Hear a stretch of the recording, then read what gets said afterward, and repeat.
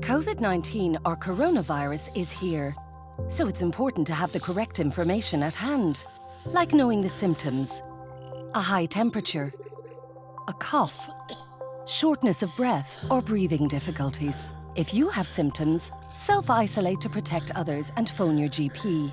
Visit hse.ie for updated factual information and advice, or give us a call. Protection from coronavirus. It's in our hands.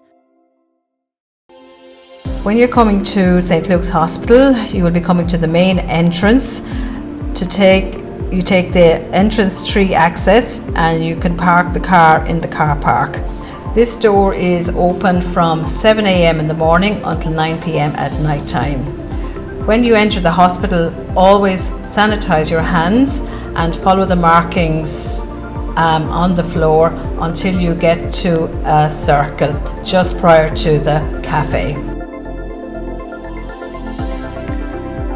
If you're going to the antenatal clinic, follow straight through following the floor signs. Take a left to the antenatal department, check in with the receptionist and take a seat in the waiting area. Always observe social distancing. Midwife will call you for your appointment to be seen either by the doctor or the midwife. If you need to have bloods taken, you need to follow the signs to the phlebotomy department, which is on the first floor. You take a ticket when you get there and take a seat and wait until you're called. Always observe social distancing. For a fetal assessment scan, you come up to maternity floor, which is the second floor. Once you exit the lift, you take a right and straight ahead there is the fetal assessment unit. Reception area is on your left and receptionist will look after you there. If you're referred to our obstetric assessment unit, maybe from the clinic or by your GP, or for preparation for cesarean section, once you come to the maternity unit, you take a left and the obstetric assessment unit is on your right hand side. If you're coming in labour, if it's during the day, you can come to the main entrance. You can follow the arrows to the circle on the floor.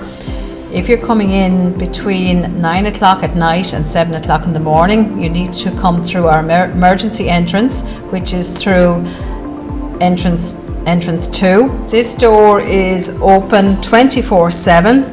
There are wheelchairs available at both entrances. Whichever entrance you come through, you'll be coming to this area. You follow the sign on the floor and the arrows that will bring you to the main part of the hospital and all the wards. Anytime that you enter the hospital through any entrance, always sanitize your hands and always observe social distancing throughout the hospital. Once you come to the lift, you come up to the second floor to maternity. When you exit the lift, you turn right and you follow the signs for the labour room. There are 2 admission rooms where we can assess mums to see at what stage of labour that they are in, assess mum's health, assess baby's health, and from there we decide if you're going home, if you're going out to the ward, or if you're being admitted to the labour ward. After the delivery of your baby and yourself will be transferred to the postnatal ward to be looked after by the midwives there.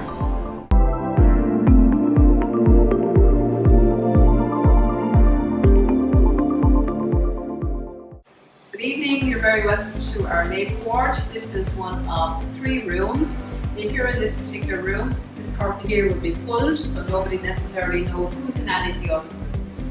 Armchairs here for mum to sit in early labour if she wishes, or partner can sit in it as labour progresses there also. This particular pump here would be used if your labour needs to be induced, where a drip would be put up with a drug in it to bring on your contractions.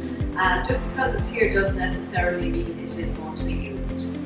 Birth ball is here, so if mum wants to sit in it during labour, we can leave it beside the bed. We can adjust the height of the bed to whatever is comfortable for you there also. Just because the bed is here doesn't mean that you have to use it. You can adjust the height of the bed. The back part can go up here to whatever is comfortable for you. lower part can be adjusted there also, and can actually go down into like a bit of a chair. So for the pushing stage, sometimes it's like mums can use like a squatting position. So just to let you know, the bed can be adjusted for mum's comfort. How we monitor mum's health in labour is to monitor baby's heart rate. Now, if everything is normal throughout the pregnancy, we may just listen into baby's heart rate every 15 minutes. This is what we call innards. Otherwise, we might just use a sonic aid, and we can listen in every 15 minutes. We can use it when you're standing also. You don't necessarily have to lie on the bed. However, if we have to monitor baby's heart rate continuously throughout the labour, there's two parts to our monitor. Top part will monitor contractions, lower part will monitor baby's heart rate. And these are kept in positions with straps like this. Okay?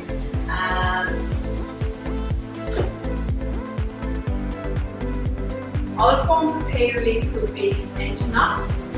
This is piped into our labour wards, ready to go all the time. The mouthpiece here would be attached to it, and all mum has to do is just to hold it. You would be instructed in using it when you're actually in labour also. When you're using it, it makes a noise like this. So if you don't hear any noise, you're not going to be getting anything from it. Other forms of pain relief would be the epidural, probably what most people have heard about. So if you're using the epidural, this machine here will monitor the rate of medication is given at there also. When you have an epidural, you won't be able to get out of bed, but you will be turning every hour from side to side. So sometimes we use this particular ball called peanut ball, which you can rest between your knees just to make that little bit more comfortable there also. Ideally, one midwife will be looking after you in labour, but if we're ever out of the room, there is always a call bell, so don't ever feel that you're on your own. Okay? And if the labour ward is very, very busy, that means might happen for a very short while.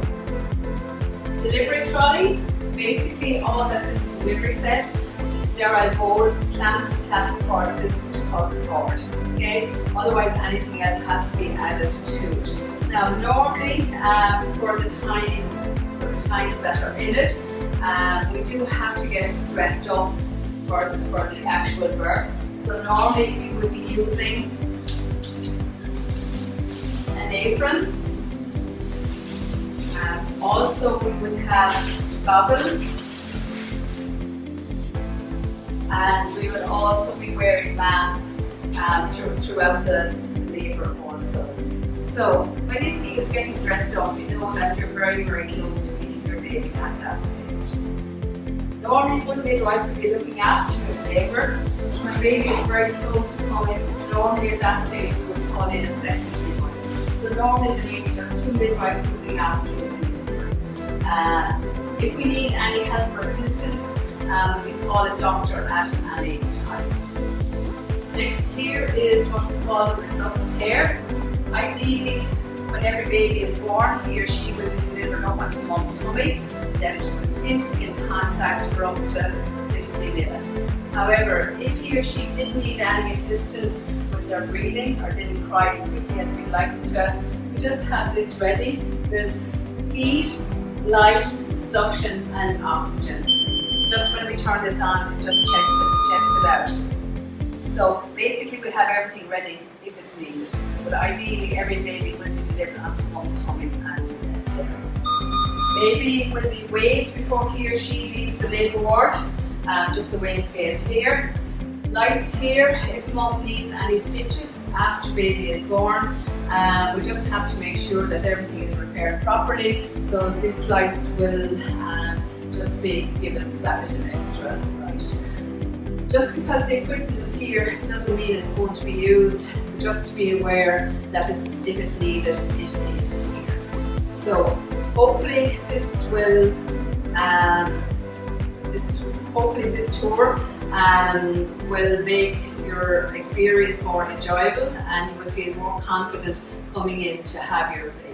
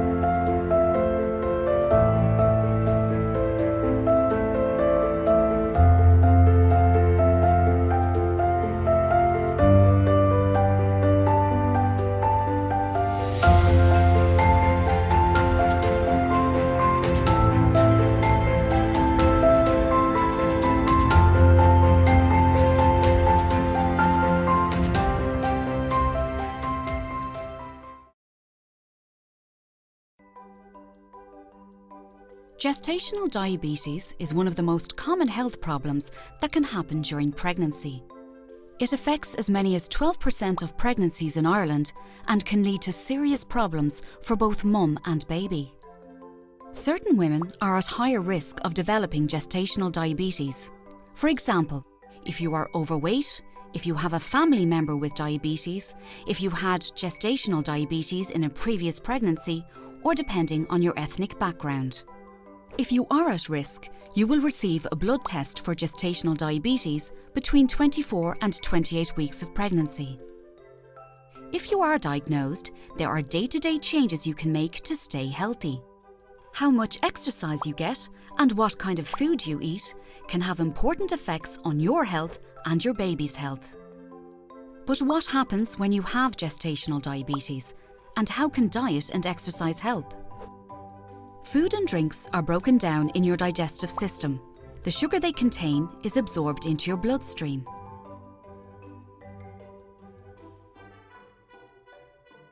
But sugar needs insulin to work. Insulin is made by the pancreas and helps sugar get into your cells. Insulin acts like a key that lets the sugar move from the bloodstream into the cells of your body, where it is used for energy. Pregnancy hormones change the way insulin works in your body. In the later stages of pregnancy, these changes make it difficult for insulin to unlock the cells and allow the sugar to enter. This is what is known as insulin resistance. Some insulin resistance is normal in pregnancy, but this means that your pancreas needs to work extra hard to keep blood sugar levels in a healthy range. When you have gestational diabetes, your pancreas is not able to keep up. As a result, too much sugar is left in the blood. However, a carefully planned diet with high-fibre carbohydrates and no added sugar can make it easier for your body to manage the sugar in your blood. Exercise will also help keep blood sugar low, as it improves insulin's ability to unlock the cells and uses up sugar for energy. If blood sugar is controlled, your chances of a healthy pregnancy are the same as a non-diabetic mum. This makes diet and exercise powerful tools for a healthy pregnancy. However, if blood sugar is not well controlled, this can lead to problems in both mum and baby. In a study of 23,000 pregnant women around the world, researchers found a link between high blood sugar in mum and babies that had grown too big. Researchers also found a link between high blood sugar and preeclampsia, premature delivery, need for caesarean section, birth injury, and abnormal sugar control in baby. Diabetes during pregnancy can also put you and your baby at risk for problems later in life, including type 2 diabetes and heart disease. But there are actions you can take. Changes in diet and exercise, combined with close monitoring, can successfully manage blood sugar in 7 out of 10 pregnancies. So no better time to start than now. To learn more about Irish research on maternal and newborn health, you can visit the HRB Mother and Baby Clinical Trial Network.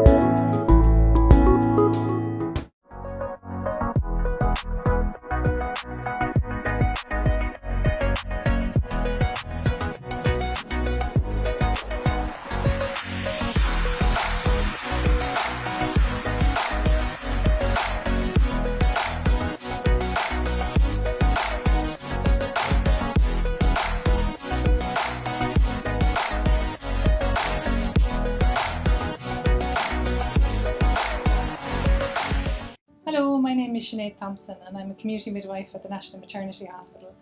I designed and created Labour Hopscotch in 2015 in response to an increase in the epidural rates and also in medical interventions during labour and birth. The principle of Labour Hopscotch is to encourage optimal fetal positioning. This means having your baby's head in the optimum position, lined up so it can descend into the pelvis in the optimum position for labour. When this happens, it triggers the spontaneous onset of labour. When women go into spontaneous labour, it's less likely that they'll need induction, and that means that there'll hopefully be less intervention in their births. The Labour Hopscotch framework aims to support and promote natural and active labour. It is encouraged for all women, regardless of the care pathway that they choose for their birth, but encourages more natural methods of pain relief where possible, for as long as possible in labour. Using the idea of the game hopscotch we all played years ago, each of the steps can be undertaken to remain active during labour. The process can start at home, beginning at the bottom of the hopscotch board when you're more active and mobile. The bottom square of the Labour Hopscotch is called the mobilised square, and it aims at promoting optimal fetal position. There are 4 activities associated with this step, and it's important that these 4 positions are practiced throughout the antenatal period in preparation for your labour. Your midwife will explain the positions to you during your pregnancy. Our research findings, which we published in 2019 in our research study, showed that women who practiced Labour Hopscotch had reduced epidural rates, reduced the caesarean section rates, increased spontaneous onset of labour and vaginal deliveries, and most of all, there was an increase in birth satisfaction rates. Having a positive birthing experience makes a smoother transition to parenthood.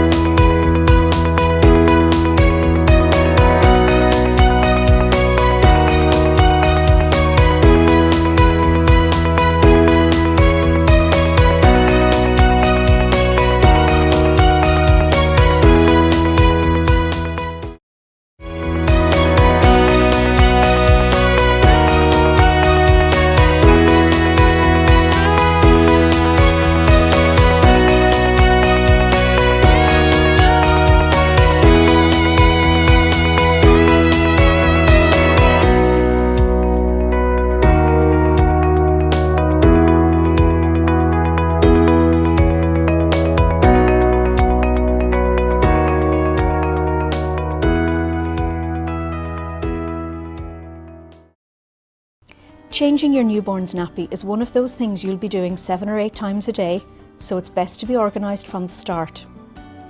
Make sure you have everything you need ready and close to hand. Place your baby on a clean, soft, flat surface. Open the nappy and wipe away excess stools from the genital area with the corner of the nappy. Hold your baby by the ankles and lift up their bottom. Use soft cotton balls or a wet cloth to clean your baby. Clean around the umbilical cord area. For a girl, be sure to wipe from front to back. This will help minimise the spread of an infection. Swap a clean nappy for the dirty one. Use the tabs to see which way goes up. Avoid covering the umbilical cord as this can cause irritation. For a boy, keep his penis pointed down. Fasten the nappy at both sides with the tapes, making sure it's snug, but not so tight that it pinches the skin. Retape the soiled nappy around the contents, put it in a plastic bag and discard it in the bin. Dress your baby and wash your hands thoroughly. Babies wet their nappies several times a day. The number of wet nappies is a helpful sign of how much fluid the baby is taking in. Generally, a baby should have 5 to 6 wet nappies each day. This is a good indication that they're getting enough milk.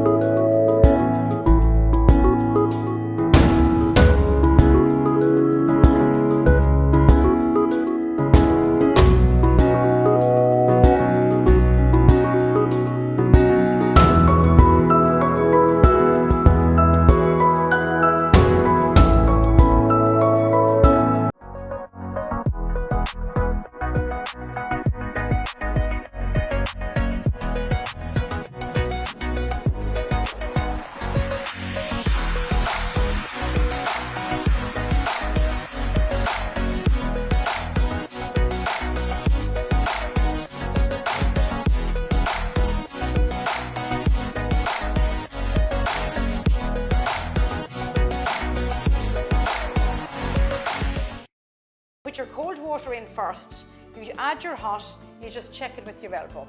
If it's comfortable for your elbow, it's fine for the baby. It's about 36 degrees centigrade, the water temperature. You put your hand underneath the baby's head like that. You just took the baby under your elbow resting on your hip. Now I'm holding the baby in the same position and I'm going to wash the baby's hair. So just wash it nice and gently. This is a very good baby. And I'm going to come back onto my mat and I'm going to lie the baby back down and I'm going to dry the baby's head well. Babies lose a lot of heat from their heads, so make sure that you dry the baby's head very well. Now, when you're lifting the baby into the bath, just turn the baby over on its side, over in this position. Just put one arm, your left arm, underneath the head and hold on to the left arm. And put your right arm underneath the bottom and hold on to the left leg. Now you see, there is no way this baby's going to fall on me. I've got the head well supported with my arm here on the left and I've got a good grip of the baby. Now nice and gently you're going to let the baby into the bath. If the baby's enjoying it, of course, just leave them in for a little while.